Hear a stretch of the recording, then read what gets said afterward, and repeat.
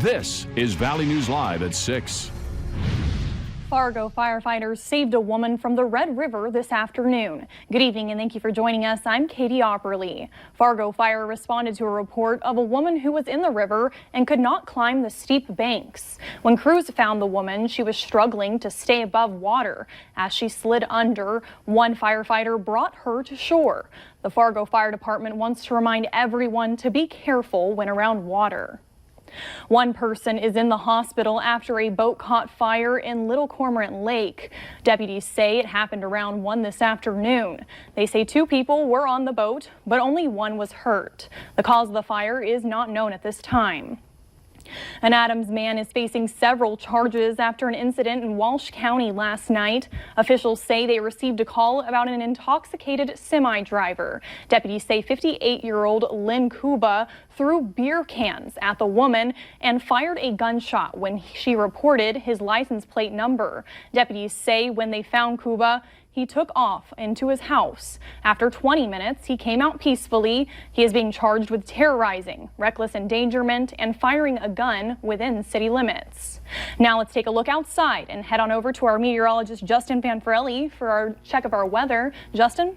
And thank you, Katie. Good evening, everybody. Yes, some of us have had a good amount of cloud cover as we made our way through the day today. Temperatures, again, below average because of the cloud cover, and some of us are starting to get some showers and some rumbles of thunder, especially into the Roseau area. Showers stretching back across the international border counties out toward the Can-Do area. It is mainly light, but it looks like the best chance of seeing some shower activity into the northern valley. Other than that, we have partly to mostly cloudy skies, including this batch of clouds from Fargo out toward Jamestown. Temperatures ranging from the upper 70s to lower 80s in most places, as most of us still keeping that southerly wind around 5 to 15 miles per hour. Now, as we go through this evening, we've got partly cloudy skies, and there is that chance of some isolated showers, a possible rumble of thunder, especially in our northern counties. Then we will clear out as we go through the overnight with low temperatures again near that 60-degree mark. Now, we've got a nice day in store for the day on Sunday and more rain for Monday. We'll have the full details coming up later in the newscast. All right. Well, thank you, Justin.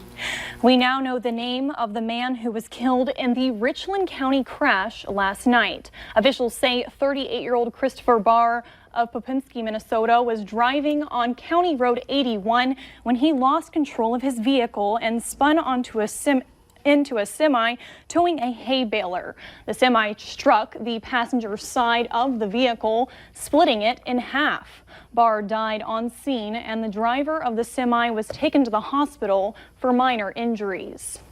One man is in the hospital after crashing an ATV into a parked car last night in Grand Forks. Police say the man regained consciousness after bystanders performed CPR. The crash happened around 8 o'clock in the 5300 block of Circle Drive North. The Grand Forks Police Department is investigating the incident and is asking anyone with information to call them at 701-787-8000. Multiple people were injured in a crash near Granville this morning. Troopers say an SUV was driving east on Highway 2 around 10 a.m. following a farm vehicle. The SUV hit the tire of the mower on the farm vehicle, causing the SUV to roll.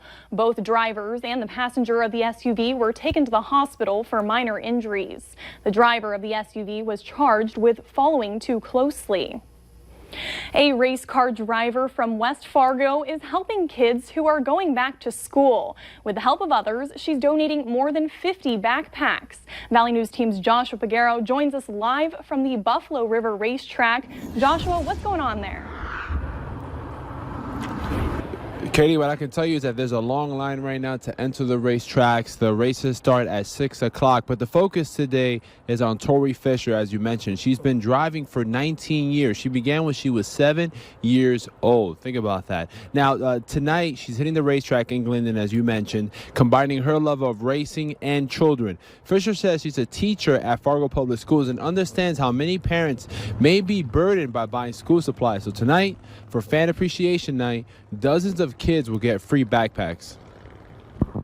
Sometimes it's a struggle just to make ends meet, you know, so I thought maybe helping out with a few backpacks would help get kids going for school and take a little bit off of the parents' back. And You know, a lot of the people that come out here every week, they're the reason why we're out here. So I figured it would be a good way to give back to them. Fisher says it all began first with a Facebook post where she asked people to donate some school supplies and ended up getting more than 50 backpacks. And so far, they're still counting. They're going to be handed tonight. Actually, right now, they're doing the drawing. But I'm going to send it right back to you in the studio, reporting live in Glendon. Joshua Peguero, Valley News Live. All right, thank you, Joshua. We will have much more on this story tonight on Valley News Live 10 at 10. Dozens were up at the crack of dawn for the 7th annual Essentia Health Go Far Woman Run at Shields Arena, with runners taking on everything from a half marathon to a 5K. The event aims to raise money and awareness for Essentia Hospital's NICU. Organizers say women from at least 20 states and Canada took part in this two-day event. Sue Bursch says she originally began this event in memory of her late sister, but she says it's taken on a whole new life of its own since then. It helps give women the opportunity for themselves to show what they can do, just to show their strength, their ability to overcome adversity. And I think it gives the community an opportunity to come together and just celebrate that. Bursch says since 2013, the run has raised more than $67,000 for the Essentia Health NICU. Coming up on Valley News Live at 6, Jeffrey Epstein, the millionaire financier and accused sex trafficker, was found dead in his jail cell this morning. And we got up to 78 degrees so far in the Fargo area today. We should be into the lower 80s, and we're going to stay below average as we go through most of the next week. We'll have the details coming up.